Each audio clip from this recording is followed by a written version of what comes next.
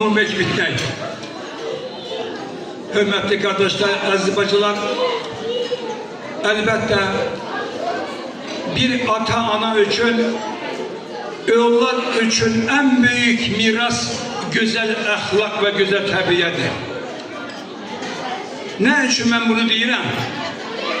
Bizim bundan bir 30-40 yıl evvel iki göz evde 7 uşak, 2 gelin ana ata yola giderdiler.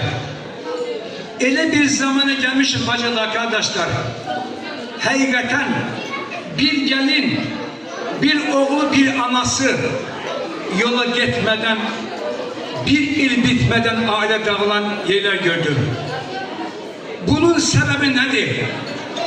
O evde 7 uşak, 2 göz ev var idi.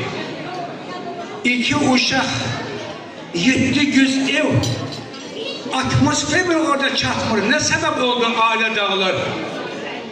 Bacılar, kardeşler, vallahi o devirde ailede 7'den 8'den uşak var idi. Ata anasının muhabbeti 7-8 yere paylanırdı. Ancak şimdi bir uşak, 2 uşak var, 7-8 yere bölünecek muhabbetini o bir tane 2 tane uşağını yağdırır, o uşağın da egoist olmasına sebep olur. Biraz evvel bir ailede konak oldum. Çünkü bazı meclislerde ben gördüğüm hadisle danışırım. Allah-u Teala Kur'an'da 80% hadiselerden ibret alın diye. Firavun gibi insan, yani ipe safa getirebilmedi diyor. Her şeyi verdi. Ahirete özünü en rabbukumul a'la, ben sizin Allah'ını dedi. Çünkü insan bu dünyada imtihandadır. Bize önemli olan bacılar, kardeşler, biz sabır edesiyiz. Allah'ın adına o şeytan çatlasa da patlasa da, kaynana böyle dedi, baldız böyle dedi, komşuyla eti yok. Sen bil ki seni imtihana getiren Allah-u Teala daimi yanındadır. Ona göre gördüğü bir hadise, evde 2 tane uşak var, anası atası kabağını yemek koyup da bacılar, kardeşi özünün kaşığına değdiği için götür stolun altına attı uşak. Belki de o kızın 7 yaşı var idi. Anası tez götürüp yudu, getirdi kaşığı. Diyorum, ey kız, senin kardeşin değdiği kaşığı niye stolun altına atırsan? Yok diye, ben onu edemem diye. Kardeşim değdi diye. Kardeşinin ağzı değmedi. Eli değdi de ne olsun? Yok diyor. Anası diyor, ben bilirim onun hasiyeti diyor. O onu eline götürmez diyor. Yine ey ana, sen burada düz iş görmedin diyorum. Onun hayat yoldaşı düştüğü arabanın üstüne, araba diyor, yese de yemese de o kaşığı ver diyor.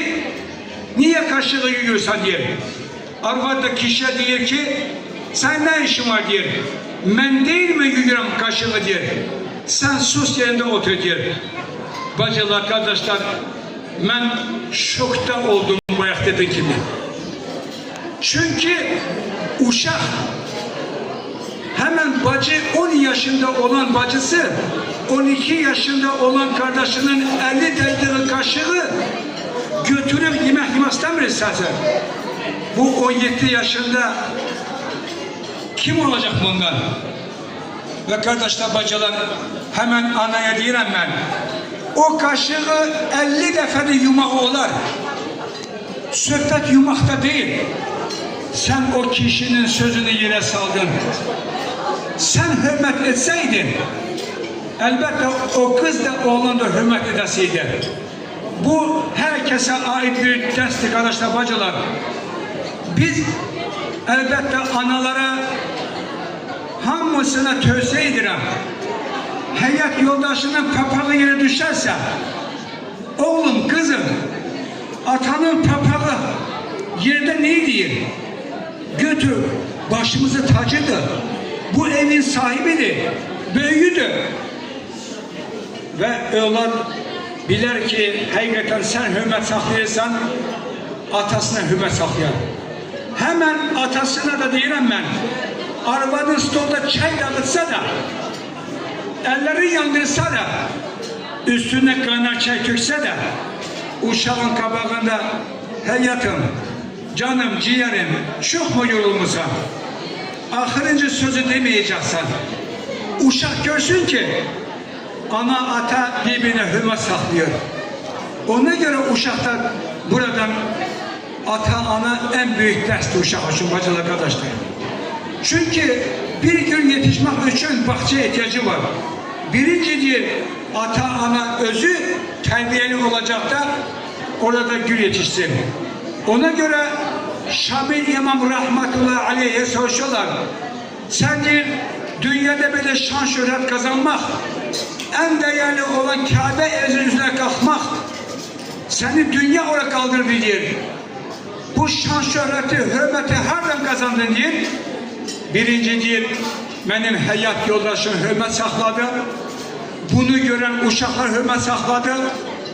Komşuları, kohumları, kentte cemaat böyle formada diyor, ben hürmet sahibi oldum. Ona göre bacılar, kardeşler, öyle bir evlalar yetişir ki, vallahi söz diyende intihara giden insanlar var. Öyle bir ki intihar etmekle bu dünyadan insan hilas olacaktır. Ebedi cehenneme özüne atan insanlarımız var. Ne için? Egoist olmak men demektir. Ona göre Ruslar diyorlar ki ya ete bu последний na Ruski alfabeti diyor. Rus alifbasında ya sözü değil, men demek ahırınca böyle o harfti diyor. Ona göre birinci bu dünyada kardeş kardeşini öldürmeye Adam Aleyhisselam peygamberin oğlu Kabil, Habil'i öldürme sebebi atasını, anasını tanımadı.